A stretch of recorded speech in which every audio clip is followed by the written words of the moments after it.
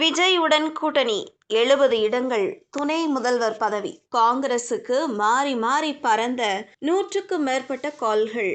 இந்திய தேசிய காங்கிரசின் தமிழ்நாடு பிரிவு நடிகர் அரசியல்வாதி விஜய் தலைமையிலான தமிழக வெற்றி கழகத்துடன் கூட்டணி வைக்கலாமா என்ற ஆலோசனையில் இருப்பதாக காங்கிரஸ் உள் விவாதங்கள் குறித்து அறிந்த வட்டாரங்கள் தெரிவிக்கின்றன. இது மாநில அரசியலில் புதிய திருப்பத்தை ஏற்படுத்தும் வாய்ப்புகள் உள்ளன. தமிழ்நாட்டில் தமிழக வெற்றி கழகம் கட்சியுடன் கூட்டணி வைக்கலாம் என்று காங்கிரஸ் டெல்லி தலைவர்களுக்கு தமிழக காங்கிரஸ் தலைவர்கள் சிலர் கோரிக்கைகளை விடுத்துள்ளார்களாம்.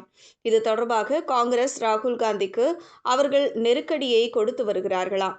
நடிகர் விஜயின் அரசியல் கட்சியான தமிழக வெற்றி கழகம் தமிழ்நாடு, கேரளா ஆகிய 2 மாநிலங்களிலும் புதுச்சேரி யூனியன் பிரதேசத்திலும் போட்டியிட திட்டமிட்டு வருவதாக தகவல்கள் வெளியாகியுள்ளன. சத்தியமூர்த்தி பவனில் உள்ள கட்சி தலைமை அலுவலகத்திற்கு நாள்தோறும் நூற்றுக்கணக்கான அழைப்புகள் வருவதாக கூறப்படுகிறது. திமுக தலைமையிலான கூட்டணியில் காங்கிரஸ் தாவேகாவுடன் கைகோர்க்காவிட்டால் தாங்கள் பணியாற்ற விருப்பமில்லை என பல அடிமட்ட தொண்டர்கள் தங்கள் அதிருப்தியை வெளிப்படுத்தி உள்ளனர் என்று கூறப்படுகிறது. தொண்டர்களின் இந்த அழுத்தம் காங்கிரஸ் மேலிடத்திற்கு பிரஷரை ஏற்றி உள்ளதாக கூறப்படுகிறது. காங்கிரஸ் தாவேகா கூட்டணி ஏன் நன்மை பயக்கும் என்று கருதப்படுகிறது என்பதை அரசியல் பார்வையாளர்களும் கட்சி உள் வட்டாரங்களும் பல காரணிகளை கொண்டு சுட்டிக்காட்டுகின்றனர். இந்த கூட்டணிக்கு ஆதரவாகவும் எதிராகவும் பலமான வாதங்கள் முன்வைக்கப்படுகின்றன.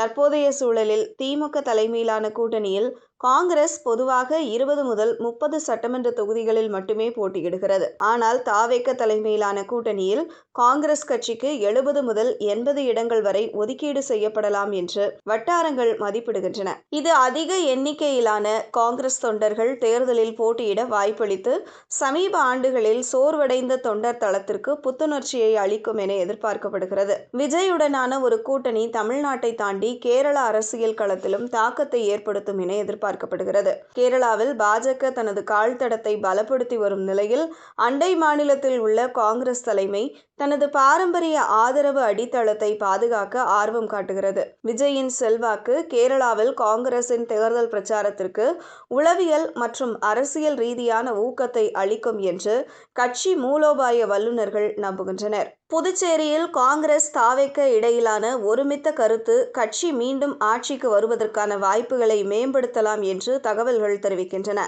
இருப்பினும் இந்த கூட்டணி யோசனைக்கு கட்சிக்குள் எதிர்ப்பு இல்லாமல் இல்லை.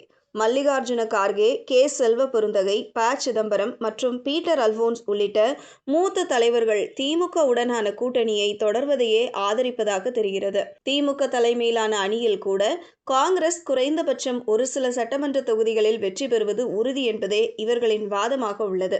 ஆனால் இந்த அணுகுமுறையை விமர்சிப்பவர்கள் ஒரு அடிப்படை கவலையை எழுப்புகின்றனர். அது திமுக கூட்டணியில் அதிகார பகிர்வு இல்லாதது. இப்பொழுதும் எதிர்காலத்திலும் ஆட்சியில் உண்மையான பங்கு இல்லாத நிலையில் தமிழ்நாட்டில் எம்எல்ஏக்கள் இருந்து என்ன பயன் என்று ஒரு மூத்த காங்கிரஸ் நிர்வாகி கேள்வி எழுப்பியுள்ளார். கட்சி எதிர்கொள்ளும் முக்கிய மூலோபாய சங்கடமாக அவர் இதை விவரித்தார். 2026க்கு பிறகு என்பதையும் கருத்தில் கொண்டு யோசிக்கிறது கட்சியின் மற்றொரு சிந்தனை. கூட்டணிகள் நிரந்தரமானவை அல்ல. வரவிருக்கும் சட்டமன்ற தேர்தலுக்கு காங்கிரஸ் திமுகவிலிருந்து பிரிந்தாலும் அரசியல் சூழ்நிலைகள் தேவைப்பட்டால் 2029 மக்களவை தேர்தலுக்கு முன்னதாக இரு கட்சிகளும் மீண்டும் இணைய வாய்ப்புள்ளது என்று தலைவர்கள் நம்புகின்றனர்.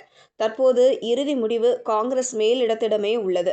தொண்டர்களின் மனநிலை, பிராந்திய வியூகம் மற்றும் தென் மாநிலங்களில் நீண்டகால அரசியல் கணக்கீடுகள் ஆகியவற்றை கட்சி எடை போடும் நிலையில் ராகுல் காந்தி சோனியா காந்தியுடன் கலந்து ஆலோசித்து இறுதி முடிவை எடுப்பார் என்று வட்டாரங்கள் தெரிவிக்கின்றன.